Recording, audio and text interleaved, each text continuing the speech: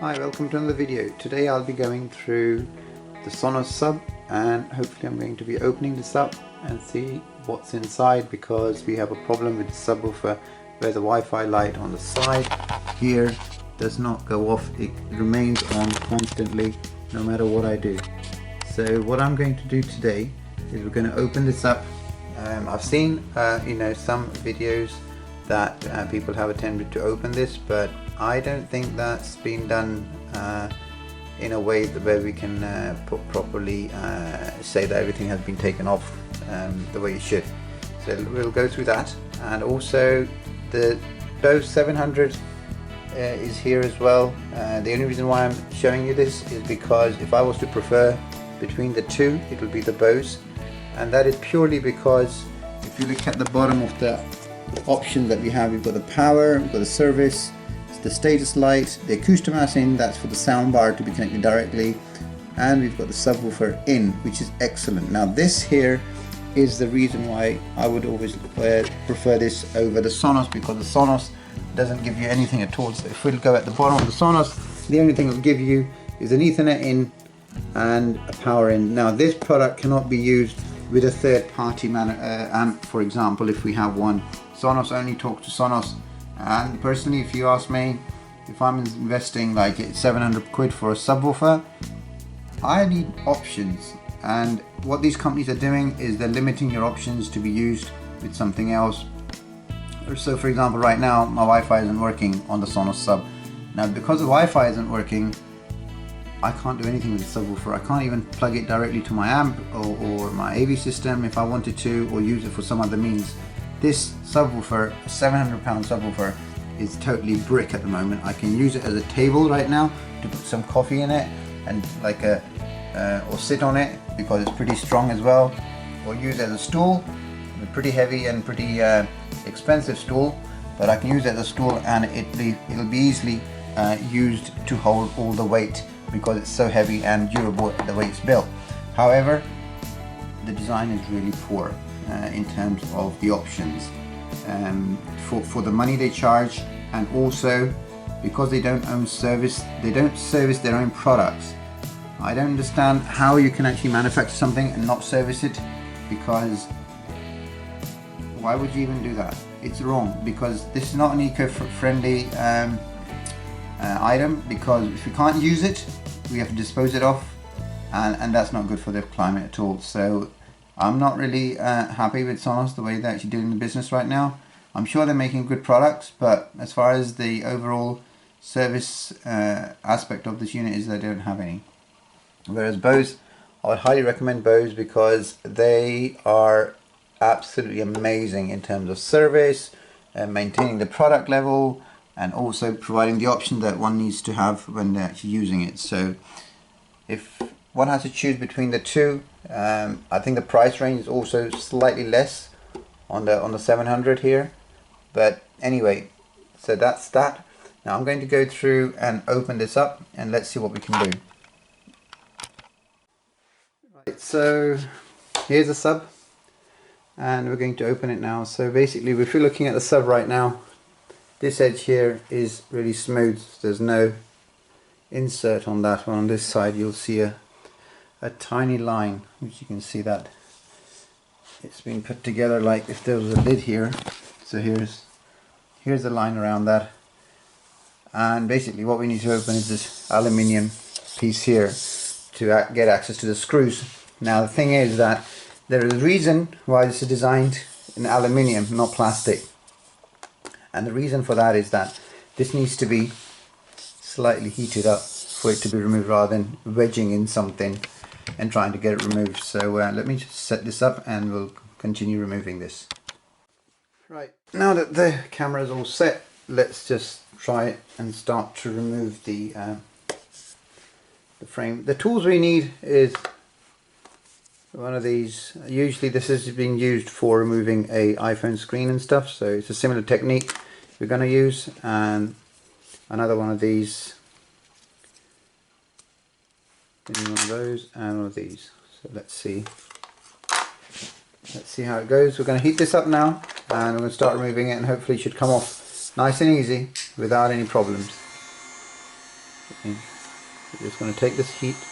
I mean, hairdryer won't heat it up as much as we want it to, so that's why I'm not using a hairdryer. Maybe a heat gun, but the heat gun blasts air, hot air everywhere rather than just in a certain area, so it might melt the plastic and stuff. I don't think it will melt, but just in case.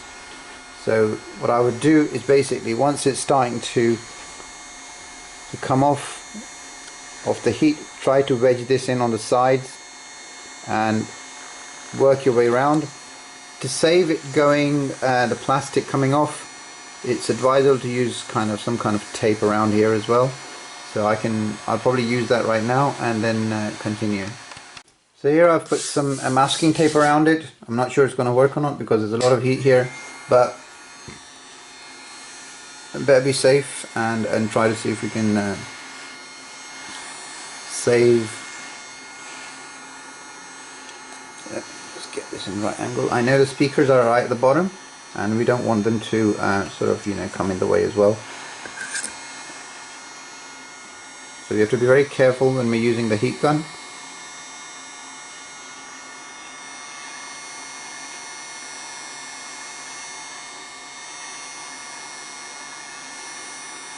What will happen is that the sides will automatically start to come out, and we have to just wedge this in slowly and work our way around it, nice and gently.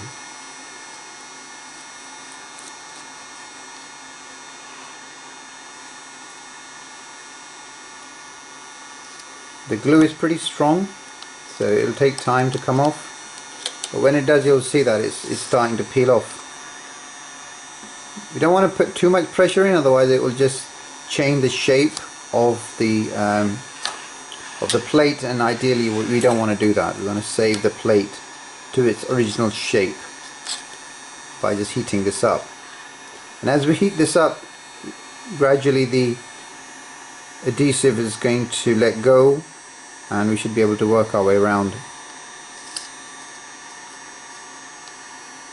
It's a slow process, so we don't have to like rush ourselves.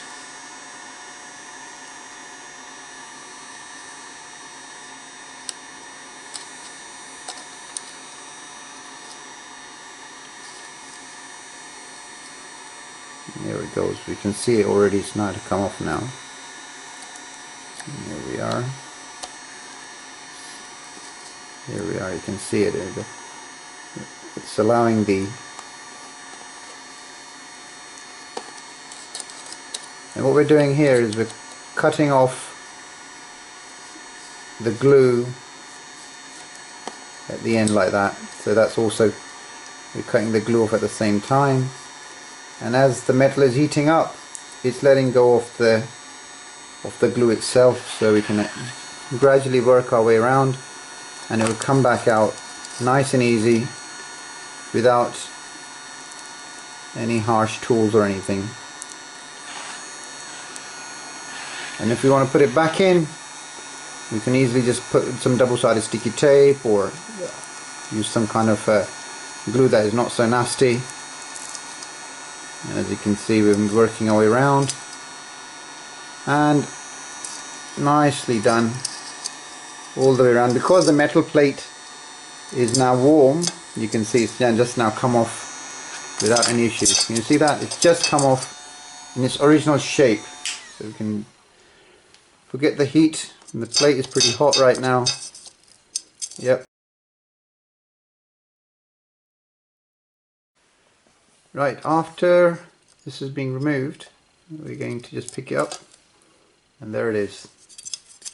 All in one piece, exactly in the shape that we want it to be. So if we want to put it back in again at some point, all we need to do is clean the edges, use some nice double-sided sticky tape, and push it back in its place, and it will go exactly as it should be, like that. But at the moment we just want to take it off, so there we are. That's phase one done. Phase two is to open these screws. So having the tape around it kind of helped, just to make sure that the edges are not ruined.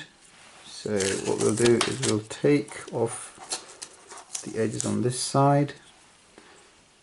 The glue is pretty strong, I would say, so you just have to be careful. Yeah, so just don't want that. To tell you the truth, we don't really want the tape anymore. You can see that the tape has done its job by protecting the edges to make sure that we don't ruin anything. So yeah. So there's no marks anywhere. We didn't use any strong screwdrivers anywhere, and it's all come out very nicely. All we now need to do is to open up these screws. So we'll do them now. Let's see how that goes. One screw. In total we've got 1, 2, 3, 4, 5, 6, 7, 8 screws. I mean, I have to say that it's quite well designed in terms of how it's put together, because there is a lot of vibration on a subwoofer, and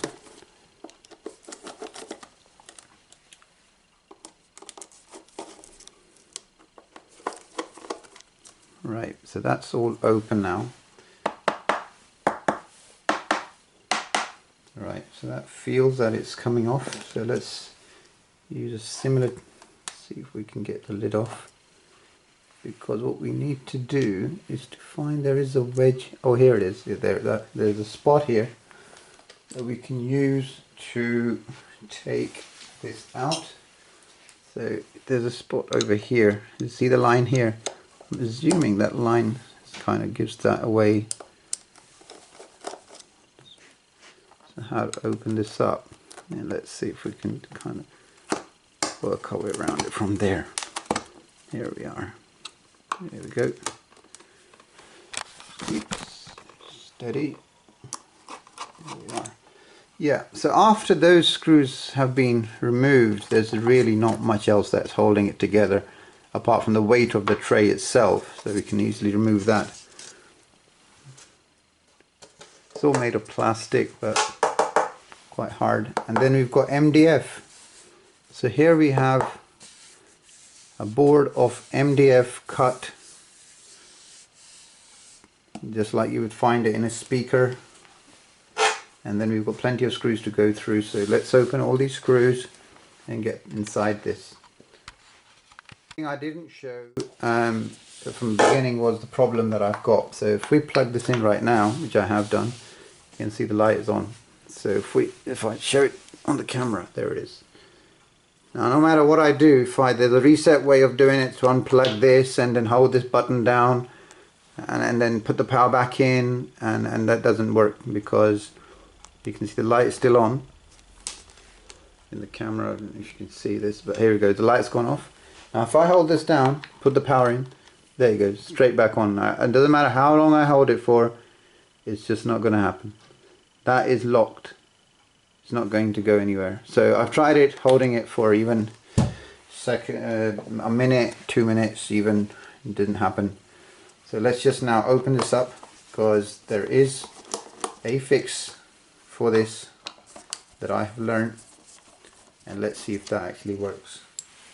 Let me quickly open all the screws, which are basically all the screws all the way around, and we'll see how it goes. So I can either keep this running on tape and you guys can see me opening it, or I can pause it, open it and then show you. So I'll probably just let it go. The screws are not that big, so let's just do it. Some of the screws you can go deep, really deep inside, but these screws are not that deep, so yeah. Let's see. Let's just quickly open it up.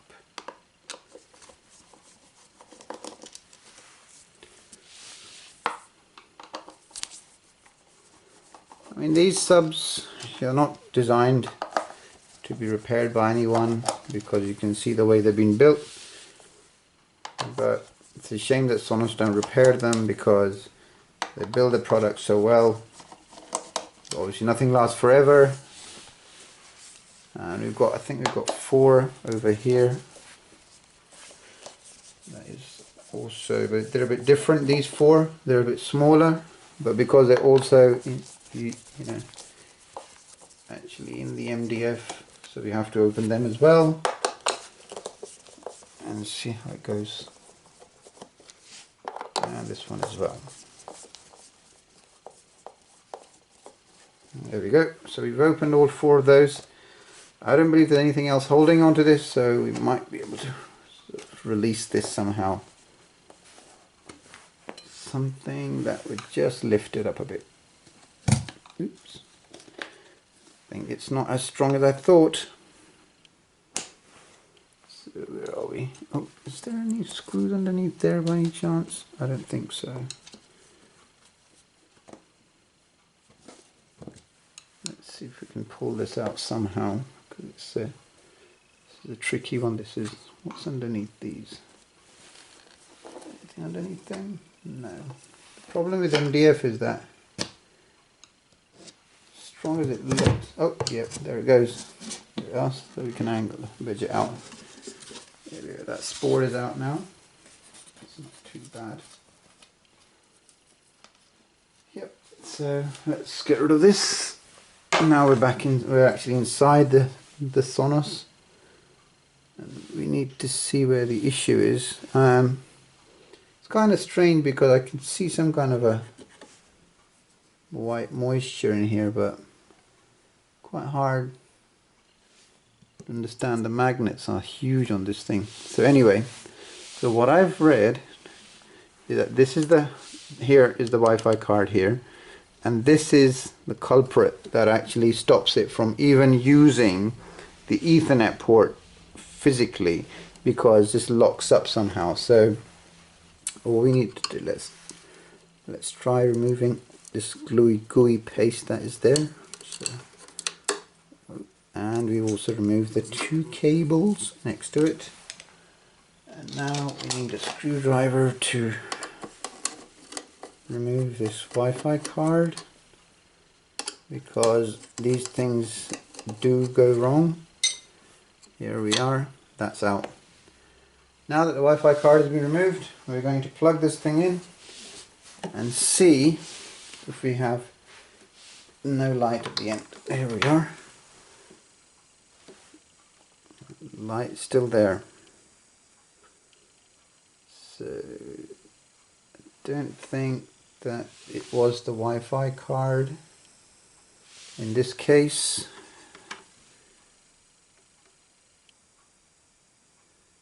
Because there is a known issue with the Wi-Fi card on these things as well, but sadly it's not the Wi-Fi card. Let's try this again.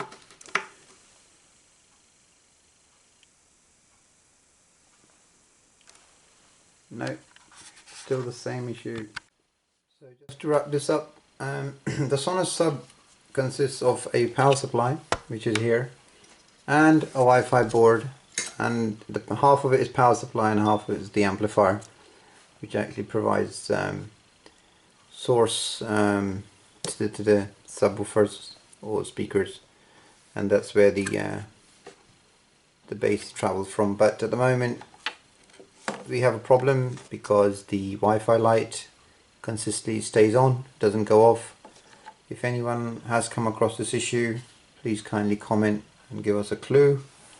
I'm looking at the Wi-Fi board right now here, and also, but there's no power. If your power comes on, there is power on there, so I don't understand the light, why the light is constantly on, and if the white light is on, it doesn't go off. And basically I've got even with Ethernet I don't get any power at all, or any network connection, so I'm presuming it's the Wi-Fi card. But yeah, let's see. But for now I'm going to wrap this up, and hopefully we'll continue once I get some information around what else is gone in this sub, so we can update this video as well. Thanks for everyone for watching. I hope this helps, and until next time, bye for now.